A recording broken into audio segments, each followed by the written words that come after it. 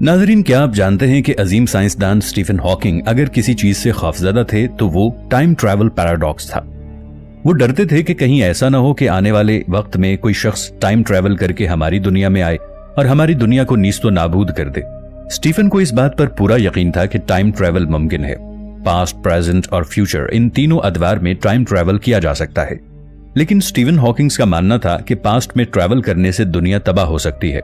अगर किसी ने पास्ट में महज 1 मिनट के लिए टाइम ट्रैवल किया तो वो शख्स भी दुनिया को खतरे से दो चार कर सकता है। दोस्तों, अब आप सोचते होंगे कि महज 1 मिनट पीछे जाने से दुनिया कैसे तबाह हो सकती है।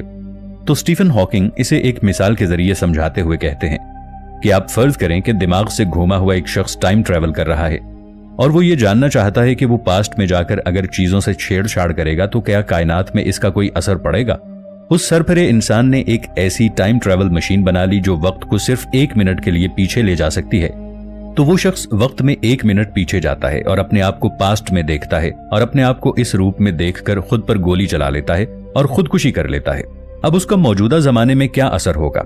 मौजूदा जमाने में उसका असर यह होगा कि टाइम ट्रैवल करने से ठीक 1 मिनट पहले ही उसकी मौत हो जाती है। लेकिन सवाल यह पैदा होता है कि उसे बिलाखिर किसने मारा। दोस्तों, आपके जहन में ये बात लाजमी आई होगी कि अभी तो 1 मिनट पहले पास्ट में जाके उसने अपने आप को गोली मारी थी। लेकिन यहां फिर एक सवाल पैदा होता है कि उसके टाइम ट्रैवल करने से 1 मिनट पहले उसकी मौत वाक़ई हो गई थी, तो अब वो टाइम ट्रैवल कैसे कर सकता है? अगर वो टाइम ट्रैवल कर ही नहीं सकता तो 1 मिनट पीछे जाकर अपने आप को गोली कैसे मार सकता है? उसने अपने आप को गोली मारी ही नहीं तो उसकी मौत कैसे होगी? वो कौन था जिसने उसे मारा? दोस्तों, हमारी कायनात कुछ उसूल व ज़वाबित पर चलती है। कायनात के अपने कुछ उसूल हैं जिनको तोड़ा नहीं जा सकता। खला में किसी भी वाक़े को रूनुमा होने के लिए किसी ठोस वजह का होना बहुत जरूरी है। बगैर किसी ठोस वजह के कोई भी वाक़या रूनुमा नहीं हो सकता। बिल्कुल इसी तरह पास्ट में ट्रैवल करके हम अपनी चीजों को बदल नहीं सकते। अगर हम पास्ट में ट्रैवल करके चीजों को छेड़छाड़ करें तो हम कायनात के उसूल व ज़वाबित को तोड़ेंगे और ऐसा बिल्कुल मुमकिन नहीं कि हम कायनात के उसूल व ज़वाबित को तोड़ सकें। और अगर ऐसा मुमकिन हो भी तो ये दुनिया खतरे से दो चार हो जाएगी। अब हम अपने पिछले सवाल की जानिब दोबारा लौटते हैं और सोचते हैं कि वो कौन शख्स था जिसने इस पागल आदमी को मारा। दरअसल इस सिनेरियो में आपको एक बात समझ आ रही होगी कि इस आदमी की मौत वाक़ई हुई है। मतलब वाक़या तो रूनुमा हो चुका है और इस वाक़े के रूनुमा होने की असल वजह क्या है, ये असल वजह डिफाइन नहीं हो पा रही। जैसा कि मैंने आपसे अभी कहा कि इस कायनात का उसूल है कि किसी वाक़े के रूनुमा होने के लिए किसी ठोस वजह का होना जरूरी है। इसे इफेक्ट्स कोर्स कहा जाता है। वक्त में पास्ट की तरफ सफर करना एक इफेक्ट को जन्म देता है, लेकिन इस तरह कॉज खत्म हो जाती है। ये एक तरह से ग्रैंडफादर पैराडॉक्स की तरह है। यानी आप टाइम ट्रैवल करके अपने दादा के उस दौर में चले जाएं जब आपके दादा एक बच्चा थे और आप उनको मार दें तो यहां पर बिना किसी कॉज के एक इफेक्ट पैदा हो जाएगा। यानी आपके दादाजी की अगर बचपन में ही मौत वाक़ई हो गई तो आपके वालिद नहीं पैदा होंगे, यानी उन्हें पैदा नहीं होना चाहिए। अगर आपके वालिद पैदा नहीं हुए तो आप कहां से आ गए? अगर आप अभी तक पैदा नहीं हुए तो वो कौन था जिसने आपके दादा को मारा? अब आप सोच रहे होंगे कि वक्त में पीछे जाकर चीजों को बदला ही नहीं जा सकता, तो क्या पास्ट में टाइम ट्रैवल करना मुमकिन है? बिल्कुल ऐसा ही सवाल स्टीफन हॉकिंग के दिमाग में भी आया था और उसका जवाब जानने के लिए उसने एक छोटा सा एक्सपेरिमेंट किया। उन्होंने सभी टाइम ट्रैवलर्स को इनवाइट किया। स्टीफन हॉकिंग ने एक पार्टी ऑर्गेनाइज की। एक्सपेरिमेंट कुछ इस तरह से था कि उसने खाने की कुछ चीजें बनवाई और उनको टेबल पर चुनवा दिया। सभी टाइम ट्रैवलर्स को पार्टी में आने के लिए 12 बजे का वक्त दिया गया। मजे की बात यह थी कि स्टीफन हॉकिंग ने पार्टी तो ऑर्गेनाइज की थी लेकिन किसी को पार्टी में आने का पैगाम नहीं भेजा था। पार्टी शुरू होने में बस थोड़ा सा वक्त बचा था। स्टीफन हॉकिंग की नजरें टिक टिक करती हुई घड़ी और उस दरवाजे पर टिकी हुई थी जिससे टाइम ट्रैवलर्स अंदर आने वाले थे। जैसे ही 12 बजते हैं स्टीफन हॉकिंग ने दरवाजे की तरफ देखा। कुछ वक्त गुजरा मगर स्टीफन हॉकिंग की पार्टी में कोई नहीं आया। जब पार्टी खत्म हो गई तो स्टीफन ने टाइम ट्रैवलर को पार्टी में बुलाने के लिए इनविटेशन भेजा जिनको इंटरनेट पर सर्कुलेट किया गया। स्टीफन हॉकिंग की पार्टी का इनविटेशन आज भी जारी है। आप अपनी स्क्रीन पर स्टीफन हॉकिंग के इस इनविटेशन को देख सकते हैं कि पास्ट में पार्टी कौन सी जगह पर हो रही है। इस जगह के कोऑर्डिनेट, डेट, टाइम मौजूद हैं। अगर आप टाइम ट्रैवल करके पास्ट में जा सकते हैं तो मान लें कि वहां अजीम साइंसदान स्टीफन हॉकिंग आपका इंतजार कर रहे हैं। आप उनकी पार्टी में जरूर जाएं। कहीं आप स्टीफन हॉकिंग की पार्टी में सचमुच जाने का तो नहीं सोच रहे? अगर आप ऐसा सोच रहे हैं तो वहां जाने से पहले इस पैराडॉक्स के बारे में जान लें जो कि ग्रैंडफादर पैराडॉक्स से भी ज्यादा खतरनाक है। अगर हम ग्रैंडफादर पैराडॉक्स की तरफ जाएं तो इसके मुताबिक गुजरे हुए वक्त में जाना मुमकिन नहीं है। फर्ज करें अगर हम गुजरे हुए वक्त में चले भी जाएं तो वहां पर हम जाकर चीजों को बदल नहीं सकते। अगर हम चीजों को बदलने की कोशिश करेंगे तो हम वक्त के उस भंवर में फंस के रह जाएंगे। वक्त की इस लाइन में हम कोई छेड़छाड़ नहीं कर सकते। अगर हमने ऐसा किया तो वक्त ही हमें इस वाकये को रूनुमा करवाने के लिए मोहरा बना देगा। इस चीज को प्रीडेस्टिनेशन पैराडॉक्स के जरिए समझाया गया है और आइए इसे हम एक एग्जाम्पल के जरिए समझते हैं। फर्ज करें आपका दोस्त गाड़ी के जरिए बहुत तेजी से कहीं जा रहा है।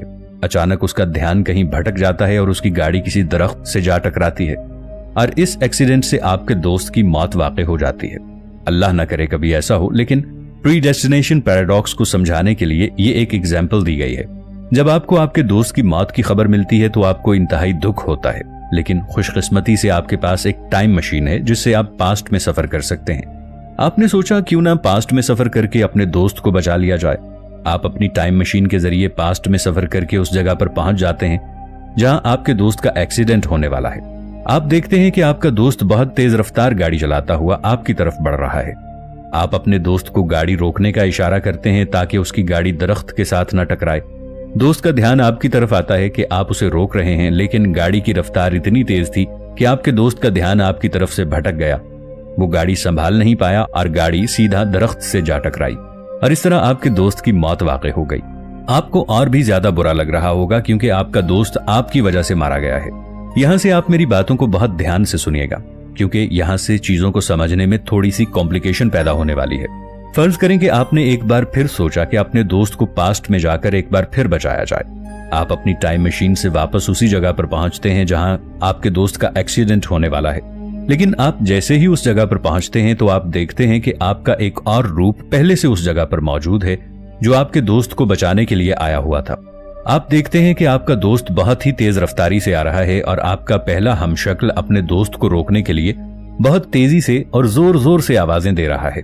आपने सोचा कि अगर आपके दोस्त ने आपके पहले हमशक्ल की आवाज सुन ली तो उसका ध्यान भटक जाएगा और वो गाड़ी को पेड़ के साथ टकरा देगा। इसी वजह से आप अपने हमशक्ल को चुप कराने के लिए उसकी तरफ दौड़ते हैं। अचानक आपके दोस्त की नजर आप पर पड़ी और वो सोच में पड़ गया कि ऐसा क्या हुआ कि आप बीच सड़क के यूं दौड़ रहे हैं, और वो ये सोच ही रहा था कि अचानक उसकी गाड़ी पेड़ के साथ टकरा जाती है और इस तरह उसकी गाड़ी का एक्सीडेंट होता है और वो मारा जाता है। एक बार फिर आपका दोस्त आपकी वजह से मारा गया। प्रीडेस्टिनेशन पैराडॉक्स का मतलब प्री डिफाइंड होता है, यानी जिस वाकये ने रूनुमा होना है उसे बदला नहीं जा सकता और वो वाकया आपकी वजह से ही रूनुमा होगा और आप टाइम के इस भंवर में फंसे ही रह जाएंगे। नाजरीन, टाइम ट्रेवल सुनने में जितना आसान लगता है अमली तौर पर यह इतना ही मुश्किल तरीन है, लेकिन मल्टीवर्स थ्योरी की बदौलत टाइम ट्रेवल की इन गुत्थियों को सुलझाया जा सकता है और पास्ट में जाकर वक्त के साथ छेड़छाड़ की जा सकती है। तो नाजरीन, चलिए स्टीफन हॉकिंग की पार्टी में एक दफा फिर चलते हैं। स्टीफन हॉकिंग ने टाइम ट्रेवलर के लिए पार्टी तो अरेंज की, मगर इस पार्टी में कोई नहीं आया था। आखिर क्यों? इसके पीछे अलग अलग वजूहात बयान की जाती हैं। पहले यह हो सकता है कि टाइम ट्रेवल पॉसिबल ही ना हो, इस वजह से पार्टी पे कोई नहीं पहुंचा।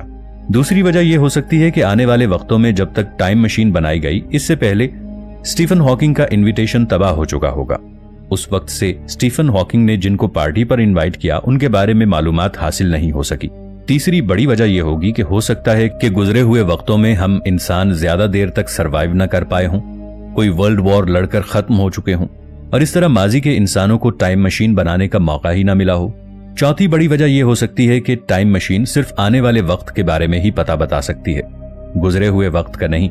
पांचवी बड़ी वजह यह हो सकती है कि हो सकता है कि टाइम ट्रैवलर को टाइम ट्रैवल के पैराडॉक्स का डर हो और इसी वजह से वो जानबूझकर स्टीफन हॉकिंग की पार्टी में न आए हों।